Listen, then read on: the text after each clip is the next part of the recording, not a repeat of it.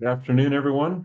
Welcome to the March 11th meeting of the AFTW work group. I'm Brian Baker. I'm hosting the meeting this month, as well as the remainder of the year. So I wanted to welcome everyone. Looks like we've got 19 participants on the line at the moment. I'm sure there'll be a few coming in and probably a few that have to drop off and do some other things a little bit later. I'm going to go ahead and share my screen and we can bring up the agenda.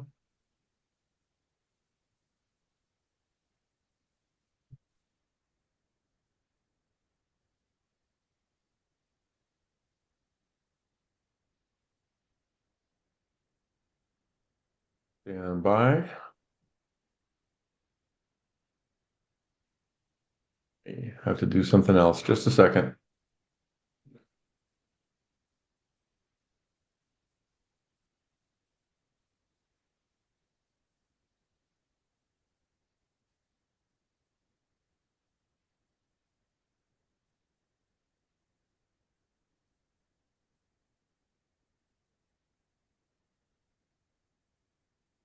All right, let's see if this gets me to where I want to be.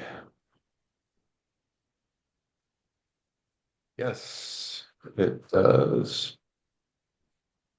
Everyone see my screen? For some reason, the screen looks really zoomed into me.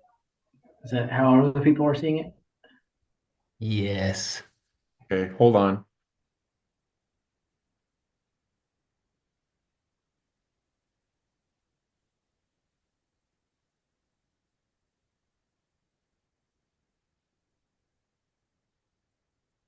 Oh, this thing, annotate window open.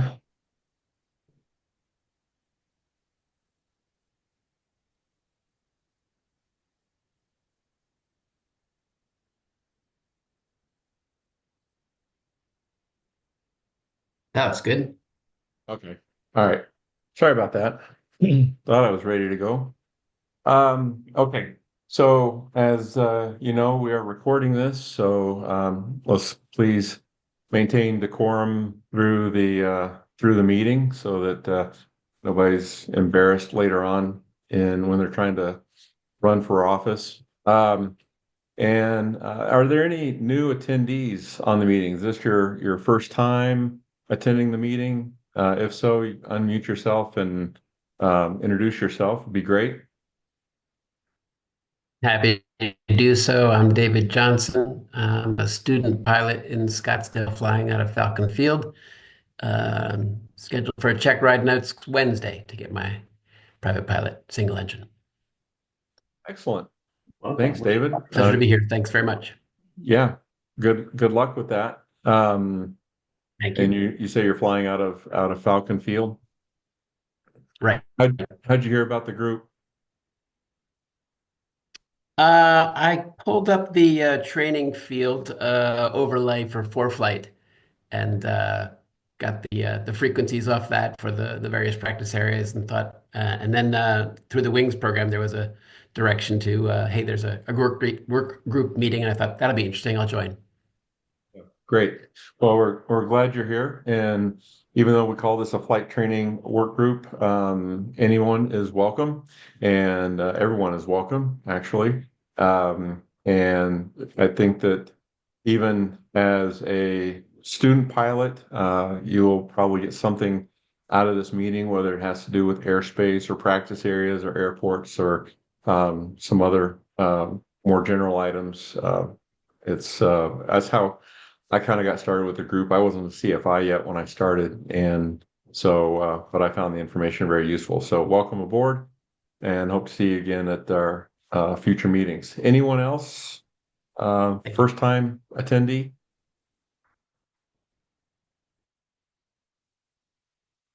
And Carrie, if you wouldn't mind kind of monitoring the chat because I can't see it when I got everything else open. Just interrupt me if there's something in there that we need to discuss. So there is, please don't have any side discussions conversations in the chat. This is for does qualify for wings credit. You get 1 credit for basic knowledge and a half credit for AMT. And if you are on an email that is not the same email that you registered for this course, please put your email that is under your Wings registration. If you want Wings credit for it, put your email with Wings credit in the chat. So sometimes they're logged on here with their work email, but their Wings credit is with their private email, or their personal email. So if that's your situation, go ahead and put your personal email. If you want Wings credit, put that in the chat, and we'll make sure that you get credit for that. So I've got a question on the chat. Oh, that's someone. There you go. Okay, perfect. Uh, okay. Um, uh, as usual, if you want to get more time-sensitive information, make sure that you follow our Facebook group. It's AZ Flight Training Work Group, AZ FTW on Facebook. And there's where we post things about the meeting, about some upcoming events, just things that instead of doing emails, we don't send out emails from our group. So when we're trying to share information that's on a more timely basis, we put that out on our Facebook page. So if you're not following our Facebook page, make sure you go ahead and do that. It is a private group, so you have to be admitted into it. And there's several people, including myself, that are admins on that group. And there's a few questions. Make sure that you agree to be nice and behave yourself in our group, and then we let you in. As far as additional information, our website, which is right here at our AFTW website, make sure that, are you guys seeing that, Carrie? Just making sure I'm not sharing a whole screen and not just one window. Okay, perfect. So check our AFTW website for a lot of additional information, including the chart overlays for your EFB, either Garmin or ForeFlight EFB. We have the overlay in there with all the practice areas, all the reporting points, practice area frequencies, all of those sorts of things are in that chart overlay. And that chart overlay covers Phoenix, Tucson, Safford, and Prescott as far as training areas. So it's got all of the major training areas in the state covered. Additionally, our Stansfield VOR stack procedures are here. If you're doing any IFR work out of the Stansfield stack going into Casa Grande, make sure you follow these procedures. It's a highly congested area and need to have everybody on the same page when it comes to stack procedures with call outs, frequencies, all of those sorts of things. So that's all in there.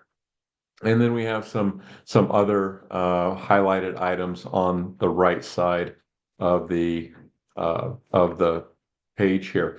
And if you were unable to make a previous meeting, our minutes and the recordings, such as the one that we're doing right now, can be found here. So you can go back and look for additional meetings and topics if you want to get caught up on some things through previous meetings. So this is just some of the information that's on this. We also have from the flight deck videos. All the links to from the flight deck videos for the state of Arizona can be found here. And these are the videos that were not only done by the FAA, but also done by the Arizona Airport Safety Advisory Group that we've added to this too. So we're working on getting more from the flight deck videos added for other airports throughout the state. I think that Carrie said we're working on one for, well, there is Cottonwood's already there. What other ones are on slated to be done, Carrie? We had a request for Havasu. Havasu, right, okay. A lot of So, stuff going on out at Havasu. Yeah. Great. Well, hopefully, here in the not too distant future, we'll see one for Havasu, so you can go out and get one of their great hamburgers and not get all flustered getting in and out of Havasu. So from the flight deck, videos are here.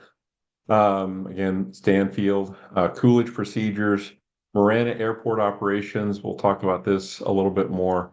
Ryan Airport operations, my home airport. And so a lot of great stuff here. So check in on this on a regular basis, and you'll find all the current information there. Uh, okay, so local upcoming events. It's springtime in Arizona, so we're getting a lot of flying events, multiple events on the weekends. So coming up this weekend, we've got the Yuma Air Show down at the Yuma MCAS. Also this weekend is the Cage Arizona Fly-In Festival. I don't really know much about that one, but the link here on the agenda will get you to some details about that. And then next weekend, we've got the big one down here in Tucson that I'm going to, Thunder and Lightning over Tucson down at DM. And that's usually a pretty spectacular show. Happens every couple of years. It's not annual, but it's a great show. There's going to be lots of aircraft and lots of displays. The Thunderbirds will be there, of course. So that's going to be a pretty spectacular one. So if you're going to that one, bring a hat and lots of sunscreen. And then also that same, well, a couple of days after that, on a Tuesday, for some reason, if you don't have to work on a Tuesday, you may want to go over to Falcon Field at the Commemorative Air Force and check out their military vehicle and transport aircraft show. They'll have their aircraft on display, as well as some of the other aircraft in their museum, and probably bringing in some other aircraft for that, as well as some old military vehicles, Jeeps, and armor personnel carriers and things like that. That's a pretty neat show. I've been to that a few years back. Back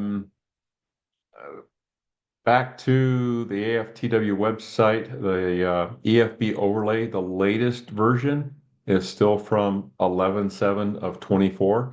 So it's about 4 to 5 months old is all. And so that's still our latest version. I think we've had a couple of requests to make a couple of minor modifications to it. I'm not sure what the status on that is, or if we're just waiting to have more modifications and have a more significant release maybe later this year.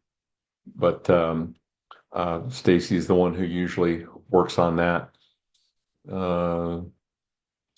Are you on, Stacy? I didn't see him earlier. I was looking for him. I didn't see him. Okay. All right. Well, in any event, November of 24 is the latest version of the overlay. Okay.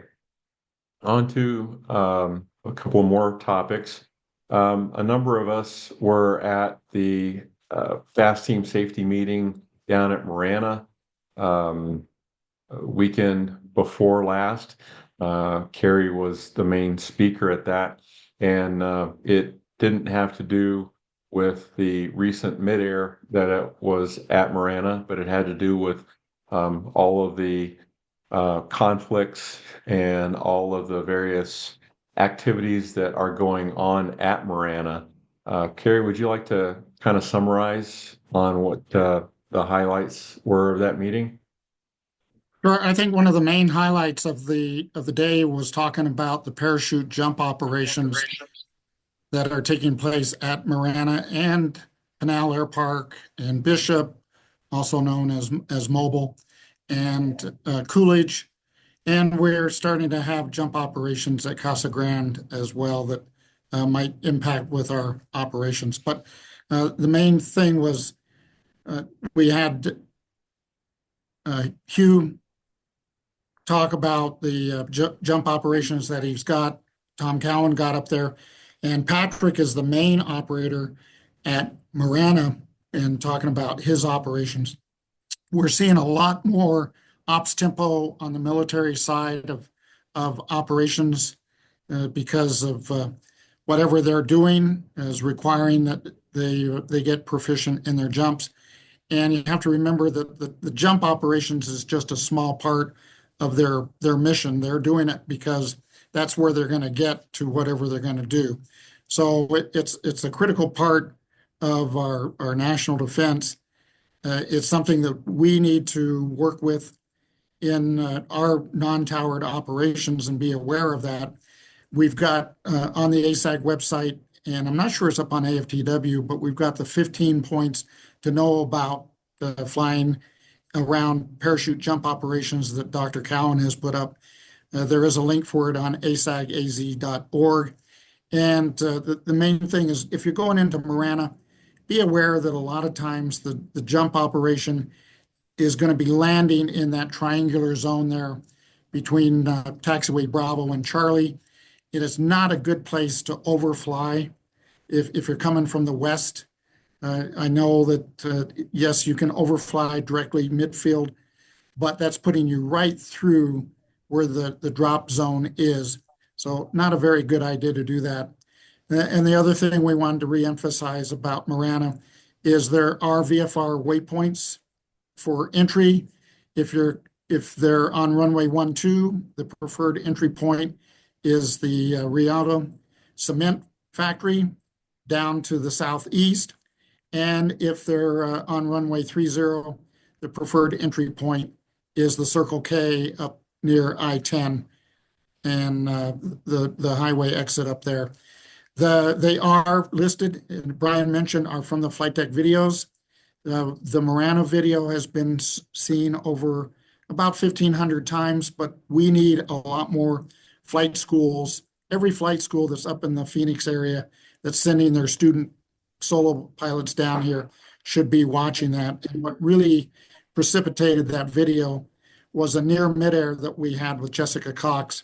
And Jessica was at the seminar, but she was almost run into by a student solo that was over the Gladden Farms that Brian has up in there and not on the VFR entry point. So please watch the video that's up there. Dr. Brian Stamper and Wick Whitaker donated their time for it. And like all of our videos, they're all put together by our volunteers. So that was the main thing. The other thing about the drop zones is if you see them depicted on a sectional chart, the jumpers are going to be dropping upwind of that drop zone. So if you know what the winds are, stay downwind of that area. And one of the questions came up during our seminar, how far? 5 nautical miles would be a great wing to avoid it by. All right. Brian, anything else that we did talk about lasers and the hazard of lasers as well? Scott Woodworth from the Pima County Sheriff talked about all the problems we're having with lasers down there. And then Galen Beam brought up an update on the control tower. And we're just about through the environmental assessment, which the clock started running on that on April. It ends in April. And then the FAA has a deadline that they have to respond to for starting construction. So unfortunately, because of the change in administration, it looks like it's a little bit on hold, but we're still hoping for 2026 or maybe early 2027. And it was a great job put on by Galen and the folks that provided the hangar over there. So. Yeah, there were at least, I mean, it was standing room only there, so there were at least 50 people, probably maybe closer to 75 I think at we that. quoted about 85 folks total. Okay.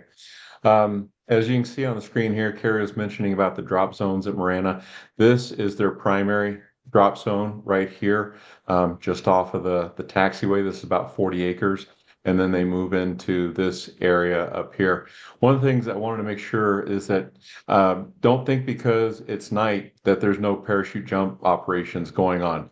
This is a 365-day 24-hour-a-day operation that is running at both Marana and at Eloy, and maybe a couple of others, because they do have to do night jumps because they are training military. And so just because you're at night doesn't necessarily mean that there's no jump operations going on.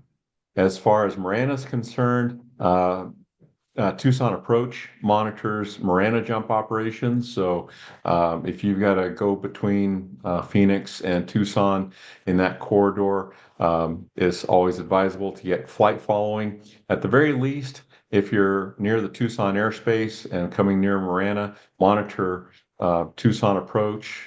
And if you're up by Eloy and Casa Grande up in that area, then you can monitor Albuquerque Center.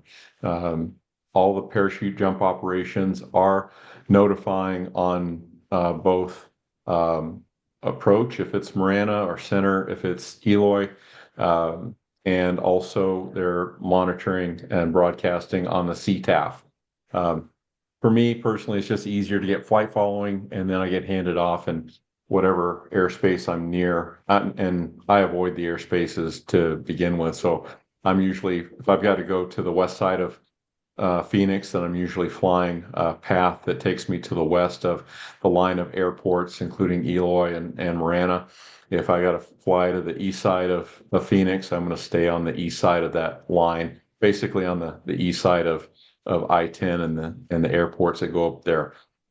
Also, if you stay out of the 4 nautical mile, the 5 nautical mile rings that you'll see on your sectional charts, that'll keep you pretty much out of the way. Not 100% guaranteed. If it's a wind, like Carrie said, you want to stay, if you can find out, stay downwind of the airport drop zone, because they're going to be jumping upwind, because they can't fly upwind. They can only fly downwind, maybe a little bit upwind if it's not a super strong wind. So anyway, that's kind of the takeaway from the parachute jump operations. From the laser side of things, there was a lot of great information about that. We've had 460, 470 something laser strikes in 2024. Those numbers keep going up. And but there was one guy that was responsible for about 65 of them in I can't remember if it was I think it was up in the Phoenix area. So yeah, Carrie. I was going to wait Oh, for you to finish talking about the lasers, so go ahead, okay. finish it up. Yeah. There is also a great video that Carrie participated in for a news organization that showed the hazards of a nighttime laser strike. It was KLOD, I believe it was. I don't have the link to it here, but Carrie can throw that in the chat and you can take a look at it. It's pretty significant how dangerous a laser strike can be. And the takeaway from that was if you see a laser popping around, basically shield your eyes and go to instruments, and let approach know that you're dealing with a possible laser strike. And at least down in the Tucson area, a lot of times the Pima County Sheriff's is already up at night, and you can give an approximate like a clock direction and distance, then they can go check it out, and they will actually try to get laser tagged so they can identify the people that are doing it and have an intervention, so to speak. Go ahead, Carrie. You're muted. And somebody in the hall waving hi. One of the most important things that we talked about, and it was Craig's presentation, was helicopter wake vortices as well. And you avoid the helicopter by at least 3 rotors and 2 minutes, the 3-3-2 rule. And Craig, what's the other 3 of the 3-3-2? 3 nautical miles. 3 rotor distance, 2 minutes. Yeah. So Yeah. is it was brought up that most, and this is really for CFIs, is that all student pilots are cautioned about the detrimental effects of wake turbulence. So we all are trained on it with regard to heavier aircraft taking off or landing in front of us, but we're not trained on the wake turbulence generated by helicopters. And it is significant. You can encounter what basically amounts to a 60-mile-an-hour crosswind gust when you're on short final. And that has taken more than one or two airplanes out hitting that because it happens in an instant. So, as Carrie mentioned, the 332 rule, three rotor widths, distance, 3 nautical miles in trail, and 2 minutes behind if there's a departing helicopter in front of you or landing helicopter in front of you. At Ryan, we get a lot of Black Hawk traffic. The bigger the bigger the helicopter, the larger the wake turbulence, just like in airplanes, takes more lift to keep up a heavier helicopter. So you're going to get larger wake turbulence from larger helicopters. But just because it's not a Black Hawk, don't think that you're not going to be affected by wake turbulence from something like a Robinson 44 or 22. They still generate a significant amount of wake turbulence. So, was there anything, I think we covered kind of the highlights there. Was there anything else in that meeting, Carrie? No, I think we covered it all, other than also Sawtooth is the area just off to the west of Eloy that is also getting some jump activity. So, and there's some out of Del Toro as well, the glider operation. So, Okay, I'll put that in. Yeah, it's more southwest of Eloy, about 8 miles. So on the other side of the I-10. Okay. Next, this is a carryover from last meeting because it came up again on some discussions. And again, I think Carrie wanted to address the Coolidge Airport congestion and the opposite direction approaches on runway 05 and 23, where we have people coming in on approach while other people are taking off. And then at the same time, additional traffic on 1735. So there's a lot of stuff going on there at Coolidge that is really, really hazardous. And just to back up for a second, one of the things that was mentioned at the Marana meeting that was also a problem there is a lot of non-standard pattern entries going into Marana and a whole lot of different types of aircraft activities. In addition to the parachute jump operations, you've got paramotor gliders at Marana, you got biz jets at Marana, and everything in between. At Coolidge, it seems to be a lot of training traffic. So we got a lot of arrows, archers, 172s that are just kind of going in, bombing in there, and doing kind of their own thing. And it's caused more than several people a fair bit of concern. Would you like to expand on that, Carrie? but I think it was actually Stacy that was very concerned about what he was seeing, not only at Coolidge but over at Casa Grande as well, with opposite direction takeoffs and landings when the majority of the traffic is on runway 5 at Casa Grande because of the stack procedures, and then trying to do opposite direction approaches. We're asking for another accident if we continue this type of stuff. So I really recommend that you go to AFTW and make sure you understand the Coolidge stack procedures and the Stanfield stack, which Brent Crow has put a awful lot of work into those, and they're very well thought out. So, And Brent, remember anything you that want to say? Well, and I just want to say that we need to make sure that the flight schools are aware that the local pattern traffic has the right of way.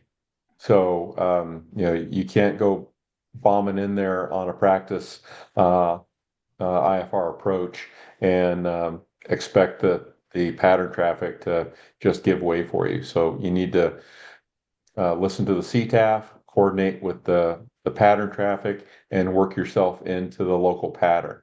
Not just assume that because you're in the stack that you've got priority over the folks in the pattern.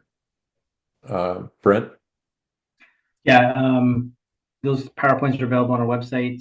You can check them out. I know one of the feedback we did receive in a safety meeting with our teams that we've seen a lot of these opposite direction approaches because of the winds favoring like 2-3, but people are shooting practice approach to 5, not willing to circle, and they're accepting up to a 10 knot tailwind, which is actually what our procedures describe, that we could accept up to a 10 knot tailwind is recommended. And I don't know if we want to maybe think about revising that to a lower wind, or just state that whatever wind or pattern runways in process, the traffic will mesh with that.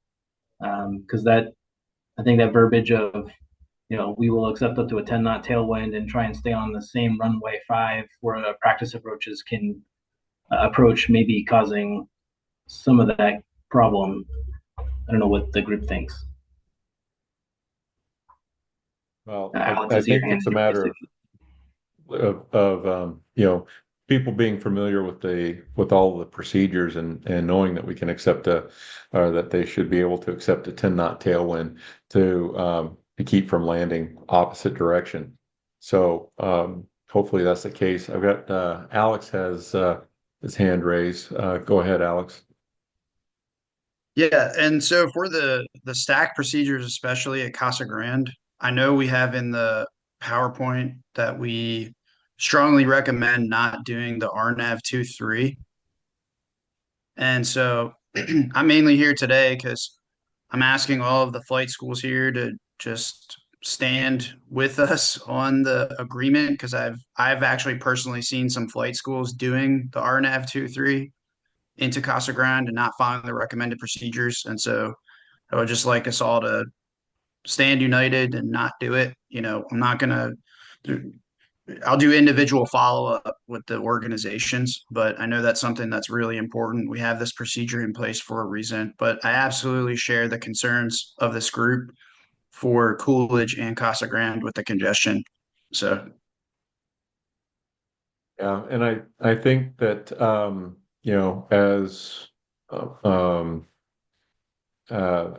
representatives of AFTW, if there are any flight schools that you're either associated or affiliated, or even other CFIs from other flight schools, to try and spread the word and get as much of this information out so that people are following the same procedures. And I think, as I mentioned in the last meeting, it's just an ongoing issue due to the rotation level of CFIs in the area. We're going to have it's just going to be ongoing. So hopefully, it's going to be a little bit of a whack-a-mole type of operation. Once we think we get most of the people on board, then we're going to get a new crop of CFIs in that we're going to have to kind of familiarize with the procedures all over again. So just consider this to be there's not going to be an end to this information sharing. We need to just kind of consistently and constantly proselytize these procedures to keep us all safe in these areas. So anything else regarding this from anyone? Brian, I think with the incident that we just had down at Marana and the alarm that we're seeing from some of our concern, but be a better word rather than alarm, from people like Brent and Alex and Stacy Elliott, that have been members of AFTW for many, many, many years now. that we're seeing uh, I hate to say it, but a normalization of deviance. And I think we need to have a safety day among our flight schools where we sit and we talk about not only what's going on down at Coolidge and Casa Grande, but Marana, what's going on out at Buckeye, what's going on out at Wickenburg, and all the non-towered airports that our flight schools are using. I throw Gila Bend in there as well. So I think we should seriously think about a safety stand down for all the flight schools, particularly the big ones that are out there that have safety officers and can organize an event like this. And we spend some time talking about non-towered operations, night operations, instrument procedures, and what we've got for established best practices within our practice areas. Yeah, you'd mentioned that I think when we were at the meeting the other day, Gary, and I did put that on the agenda, a flight school safety summit, or as you call it, a safety stand down. This could be a terrific yet significant undertaking to try and coordinate and get people to attend this. I think though that the way it needs to happen is we just get a location and pick a day and then just start getting the word out to all the flight schools that they really need to send a representative, preferably their chief flight instructor or director of operations or a couple of people, including a CFI or two. This could be a big event. And then we can make sure that some of these items, maybe this is a better way to do it rather than kind of a shotgun approach with us trying to go and say, hey, at XYZ flight school, have you heard about the Stanfield stack procedures that are on AFTW.org and trying to do it that way versus getting a full day or a day-long event type of thing arranged in somewhere in the Phoenix area that we can all gather in a hangar and go over all this, because every flight school in this area is using all of these airspaces and all these airfields. So it's not just that a flight school in Tucson's like, oh well, that's all happening up in the Phoenix area, and we don't need to worry about it because they're going up here. They're going up there too, and the flight schools up there, they're coming down to Ryan. I see them, every single day. We're getting, at least 1 to 2 dozen aircraft coming into Ryan from Phoenix. So that's a lot of airplanes that are passing through these parachute jump operations that are going into the stack, all of that. So I think it's a great idea. And I would propose that we solicit for a couple of volunteers to kind of put together some ideas about where we could have something like this, when we could have it, if a flight school has a big enough facilities to accommodate people that maybe they'd be willing to donate the facility, something along those lines, and then work on an expanded agenda that covers all of these things. We were at the Marana.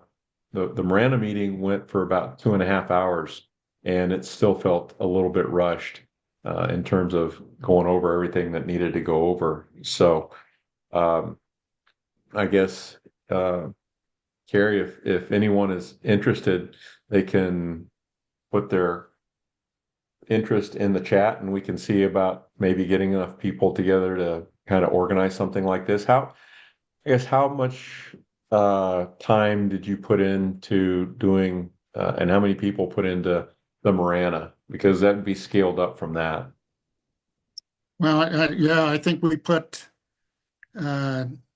I put about 3-4 hours of prep work in there. I know Lee was up until 2 or 3 in the morning getting ready for the event, and she didn't even present. So,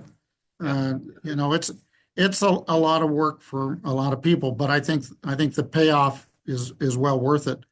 So, speaking of a venue, I know AeroGuard has their 4 classrooms that if we open up all the dividers, we can fit about they can fit about 60 people in there. I don't know about other venues that might be possible. So, Alex, what you've got out at ATP or Brent, I haven't seen that large of a capability at CAE or out at ATP. Our largest room holds 96. It'd have to be low after hours typically because most of our training is happening midday and early morning. So be a late evening seminar or something. But we could hold up to 96 people here. And if we held it after hours, how many folks are we going to get? Right. Because the people that are working during the day are done and they're going to go home. And those are the people that need to And I was thinking it might be maybe better for getting participation that we perhaps maybe I don't know if each school takes a airport and puts together a training about that airport and what happens there and the issues and things to watch for. And I almost do like a kind of from the flight deck video, but for each of the non-towered airports, Casa Grande, Coolidge, Kilo Bend, Buckeye, Marana, Pinal, like a little 10-minute video that could be used for training, and then we can have those just on our website as like little briefing tools for pilots, and maybe that would have more of a better bang for the buck because even those that aren't at the summit can always view that material online whenever they're able. It's just a thought I had. But I think the value of the safety summit is good is to get all the schools just back in cahoots again and talk some safety stuff of how we're going to do this as a team.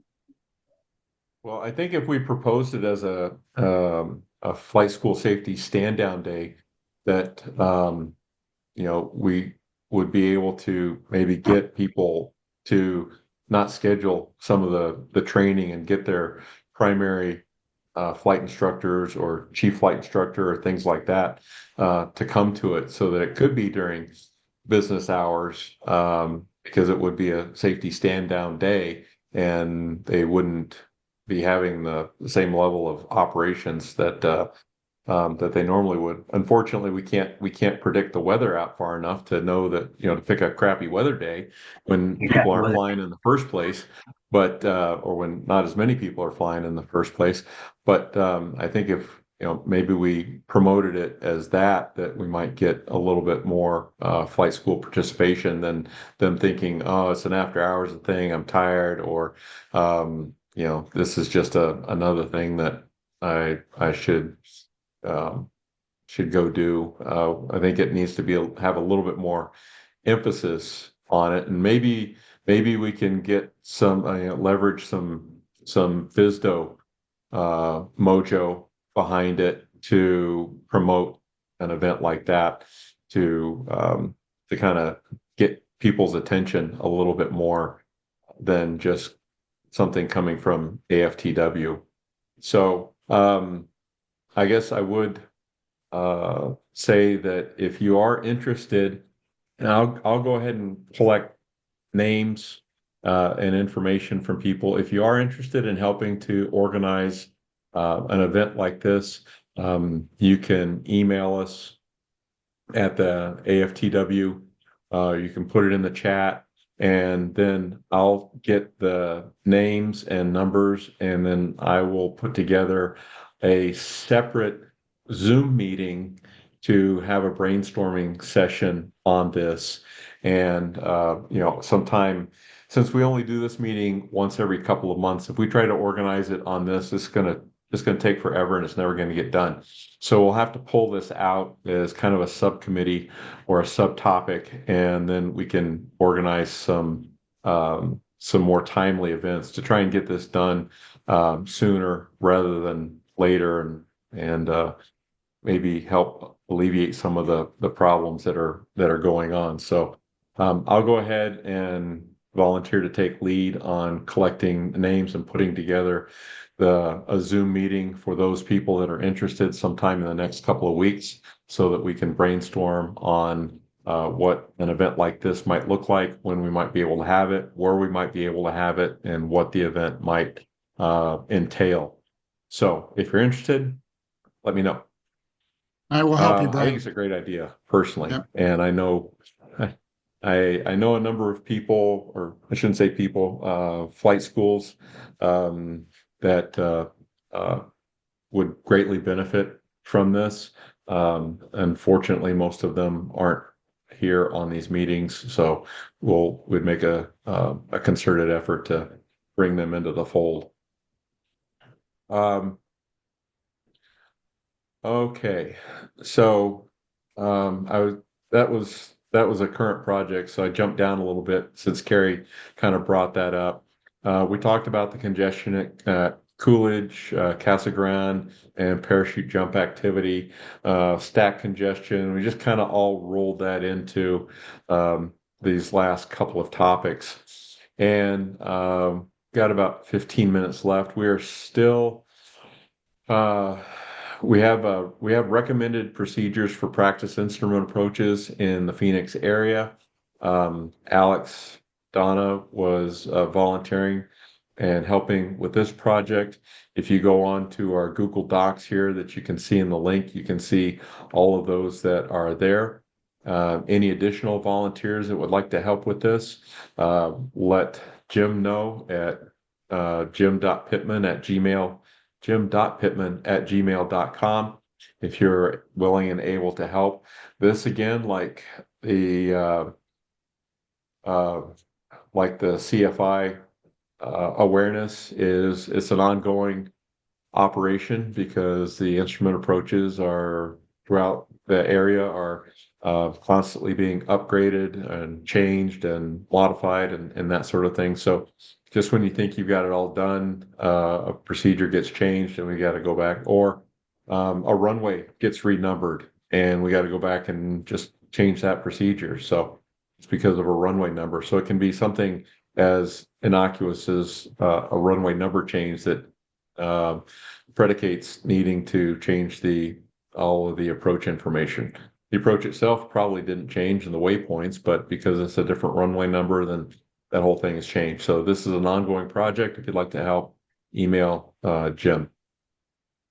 And we did propose an initiative to have better flight school representation at the meetings. If you are from a flight school or you're a CFI at a flight school, would you mind throwing that flight school's name into the chat for me so that we can just see how many flight schools we're we're getting and which ones they are so that we can go out and look for flight schools that aren't on the this meeting and try to recruit and get more people. So we've got Steadfast, ATP, CAE. That's great, and doesn't look like we let's see, California Leopard, CA student. All right. Excellent. So if you represent or work at a particular flight school, again, throw it in the chat so that we can tell who's coming to these and who's not coming to these so that we can hopefully increase our flight school participation. And I think that that would be one of the objectives for a safety stand down day or safety summit would be to in addition to all the safety issues, just raise awareness that AFTW and ASAG are out there trying to help spread the gospel, as it were, regarding safety at our airports and our airspaces and with our flight training curriculums. So, um, and with that, I'm going to open it up to any other questions or comments. Our next Zoom meeting, oh, I didn't change this. Our next Zoom meeting will be May, and that will be May 13th.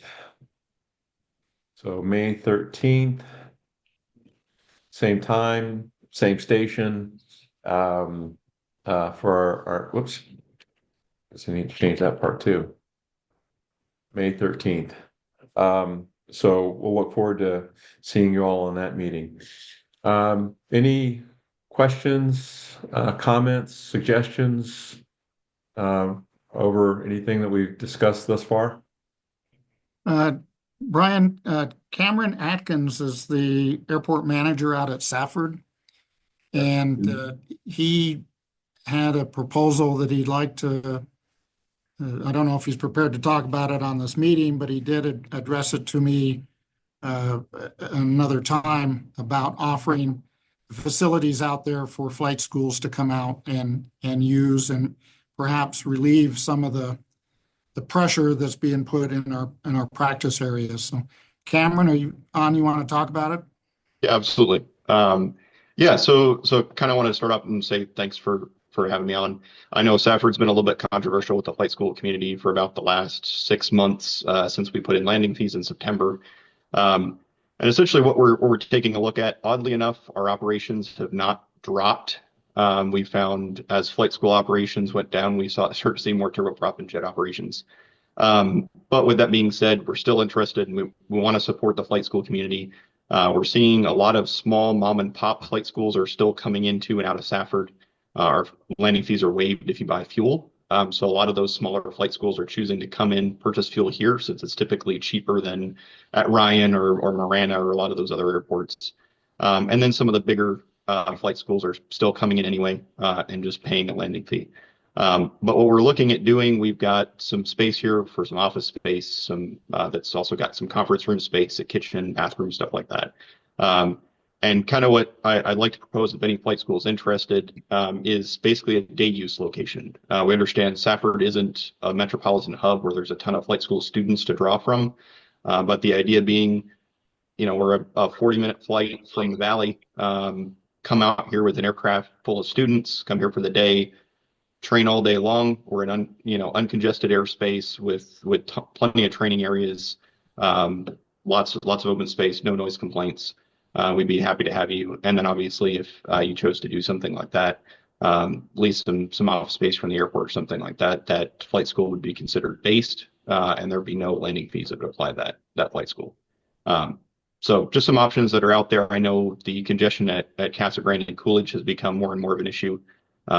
Even I won't fly in there that often if I can avoid it, just because of the congestion. So try to help pull some of that traffic out of the valley, but also balance the needs of the airport to develop revenue as well. So yeah,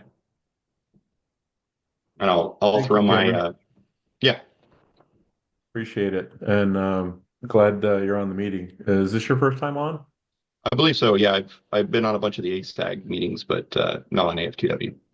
Okay, because I hadn't recognized your name. So thanks for joining. And yeah, any way that we can promote to deconflict and decongest the Valley airspace is greatly appreciated.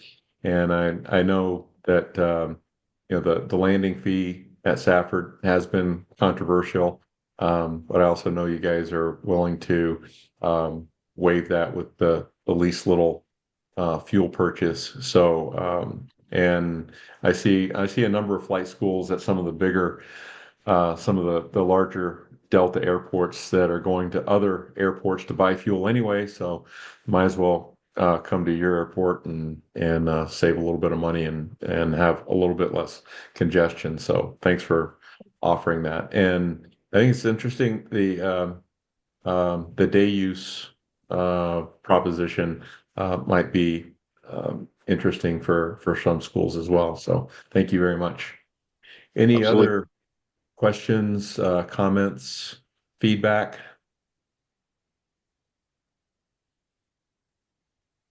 No? Going once, going twice. And with that, I will go ahead and close out the meeting for today. I'd like to thank everyone for attending. Probably by tomorrow, this meeting and the minutes will be up on our website so that you can review or point other people, say, hey, Brian did such an awesome job with this AFTW meeting yesterday. You need to go watch it. So it should be up on the AFTW website by this time tomorrow. So appreciate everyone attending, and let's work towards getting some of this safety information out there. And again, let me know if you're interested in helping out with a safety summit for all of our local schools. Kevin, I see you have your hand raised. Yeah, sorry, my phone is kind of acting up there for a second. I just wanted to say thank you to Cameron for his information there. That's something I'm probably looking forward to taking advantage of myself in the future. Wasn't really aware of any sort of airfield that was out there, so that's something I would kind of like to get in contact with him in the future about. Excellent. Yeah, well, fly over there and check it out. So I'll go ahead and stop the recording. Sorry. Do, do, do, do.